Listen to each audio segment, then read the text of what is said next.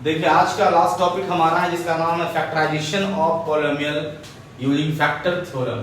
ठीक है, factor theorem use कहाँ करेंगे हम लोग? अभी तक में आपको बताए थे कि आपके पास अगर क्वाड्रेटिक पॉलिनोमियल होगा यानी ax square plus bx plus c के फॉर्म में, तो बोले तो सर बीच वाले टर्म को स्प्लिट कर दीजिएगा, बना दीजिएगा।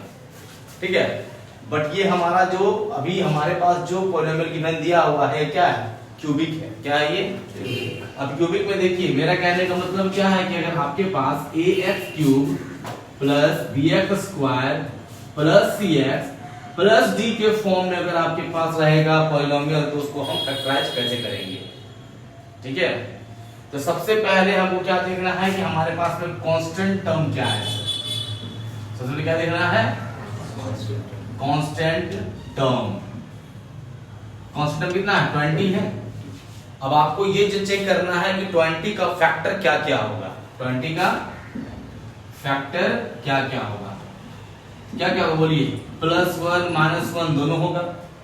ठीक है, +2 -2 दोनों होगा। फिर क्या होगा? +4 -4 होगा। फिर +5 -5 होगा। फिर +10 -10 होगा। फिर +20 और -20 होगा। यानी इतना फैक्टर होगा 20 का।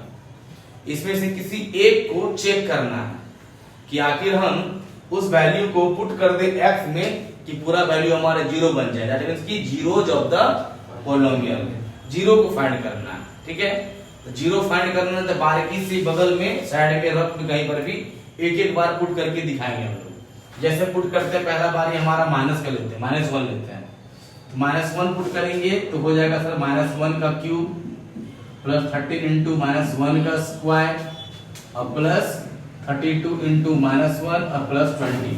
सॉल्व करो क्या आएगा? -1 ये +30 ये -32 और +20। ठीक है, -1 -32 कितना हो गया? -33 प्लस 13 प्लस 20 क्या हो गया? +33। वैल्यू कितना हो गया? इत्तेफाक था कि पहला बार हम ट्राई किए और 0 ही आ गया है कि नहीं? अगर नहीं आता फिर +1 पुट देखते हैं। थोड़ा आपने सोचना भी है कि क्या पुट करेंगे कि वैल्यू 0 आए, दिमाग से लगाना है, मतलब रफ में पुट कर देख लेना। तो हम यहाँ क्या देखिए सर, -1 को पुट किए हैं तो पूरा का वैल्यू क्या हो गया? हमारा 0 आ गया। ध्यान दीजिए, यानी -1 0 हुआ, मान क्या हुआ? 0। इसको x के साथ कंपेयर करेंगे तो क्या करेंगे? x + 1 करेंगे। याद आ रहा है? x + 1 को इससे डिवाइड करेंगे तब ये हमारा क्या आएगा? 0 आएगा।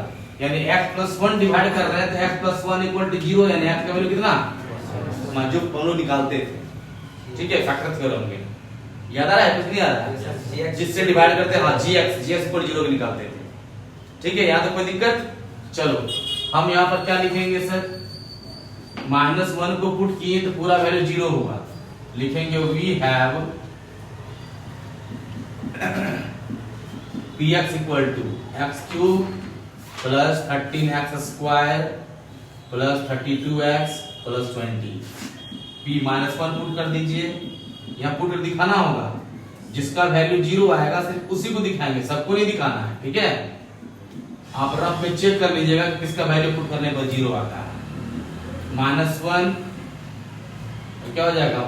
प्लस 13 और -32 प्लस 20 -33 और प्लस 33। वैल्यू क्या आ गया? 0। ठीक है, -1 पुट करने पर 0 आया। इसका क्या लिखेंगे कि x + 1। क्या लिखेंगे? x + 1। समझ में आ रहा है कि नहीं आ रहा है? क्या बोले सो? -1 पुट किए तो आया, +1 कर दिए। +1 पुट करने पर 0 होता तो x -1 करते। ठीक है, x + 1 is a factor of क्या? px। कोई दिक्कत? मतलब x + 1 जो px का फैक्टर है, डिवाइड कर दो।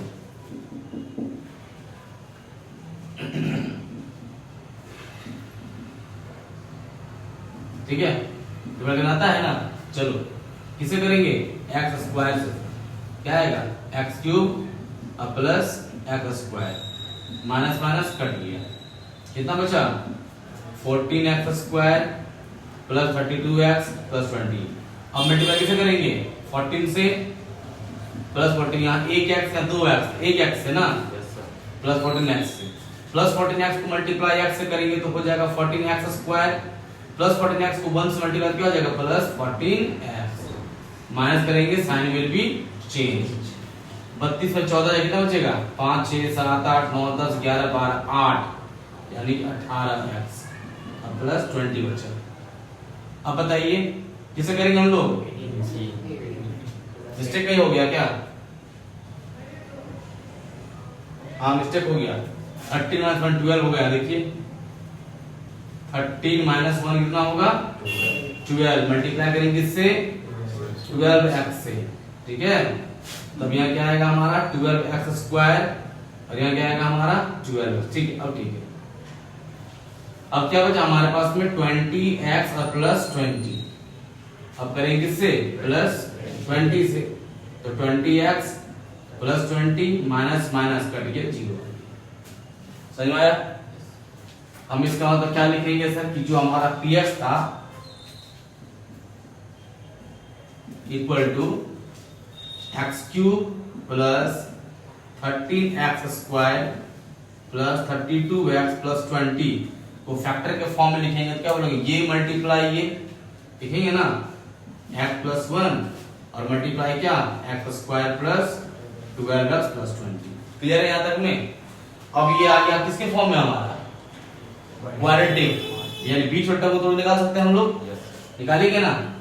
चलो इक्वल टू देखो x प्लस 1 ये तो टूटा हुआ पहले से ही है, इसको तोड़िए 1 और 20 को मल्टीप्लाई प्लस 20, किसको किसको प्लस करेंगे 12 होगा, मल्टीप्लाई करने पर 20 होगा, 10 और 2 10 2 20 और 10 और 2 कितना होगा 12। यहाँ क्या पुट होगा 10 और 2 x स्क्वायर प्लस क्या हो जाएगा 10x, फिर प्लस क्या हो जाएगा 2x और फिर क्या हो जाएगा हमारा 20। यहाँ तक कोई दिक्कत तो बोल दीजिएगा, कोई प्रॉब्लम यहाँ तक में है? अभी तक में नहीं ना। ये हो गया हमारा x प्लस 1, निकालिए कॉमन, दोनों कॉमन क्या निकलेगा x, बचा क्या x प्लस 10 कॉमन 2, बचा क्या x प्लस 10। अब देखिए ये x प्लस 1 हो गया सर, ये कॉमन यानी कि ये क्या हो गया x प्लस 10 हो गया, बचा क्या x प्लस 2, ये हमारा आंसर हो गया। बात समझे? अगर क्यूबिक पॉलीनोमियल आपके पास में है तो आपको ऐसे ही फैक्टराइजेशन करना है। क्वाड्रेटिक में कोई दिक्कत ही नहीं होता, क्वाड्रेटिक में होना क्या b छोटा को तोड़ देना है, फार्मूला है बहुत अच्छा है। लेकिन क्यूबिक में अगर आ जाएगा ठीक है तो आपको ऐसे ही करना है। कांस्टेंट टर्म का फैक्टर फाइंड कीजिए, जो फैक्टर कांस्टेंट टर्म का उसको एक एक करके पुट देख करके देखिए शुरू से, जिसको पुट करने पर 0 आता है रोक दीजिए, सबको पुट नहीं करना है, एक एक करके, जिससे 0 आता है उसी को दिखाना है। यहाँ पर -1 पुट किए सर 0 आया तो यहाँ पर x प्लस 1, प्लस 2 पुट करने पर 0 आता तो यहाँ क्या लिखते हैं हम लोग x माइनस 2 लिखते हैं, -3 पुट करने पर 0 आता तो यहाँ क्या लिखते हैं, ठीक है ना, समझ आ रहा है ना। और उसी से डिवाइड कर दिए हम लोग, और डिवाइड करके जो आया यानी ये और ये मल्टीप्लाई ही ये होगा ना, तो लिख दिए और इसको तोड़ दिए। कोई दिक्कत है नहीं ना?